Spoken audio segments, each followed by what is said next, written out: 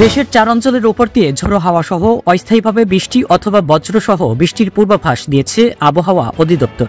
তাই সেসব এলাকার নৌবন্দরগুলোকে 1 নম্বর সতর্ক সংকেত দেখাতে বলা হয়েছে।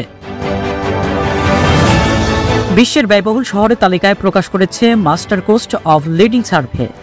2024 সালের এই তালিকায় শীর্ষে রয়েছে হংকং। এতে বাংলাদেশের রাজধানী ঢাকার অবস্থান 140তম, যা 2023 সালের তালিকায় ছিল 154, অর্থাৎ 14 ধাপ এগিয়েছে ঢাকা। মধ্য আফ্রিকান রিপাবলিকের জাতিসংঘ শান্তিরক্ষা মিশন মেনুস্কাতে নিয়োজিত কন্টিনজেন্টে 125 জন শান্তিরক্ষী প্রতিস্থাপন করেছে বাংলাদেশ বিমান বাহিনী। বাংলাদেশ বিমান বাহিনীর এই আর্মড মিলিটারি ইউটিলিটি হেলিকপ্টার ইউনিটের নেতৃত্বে থাকবেন এয়ার কমডোর মোহাম্মদ মাহফুজ উদ্দিন।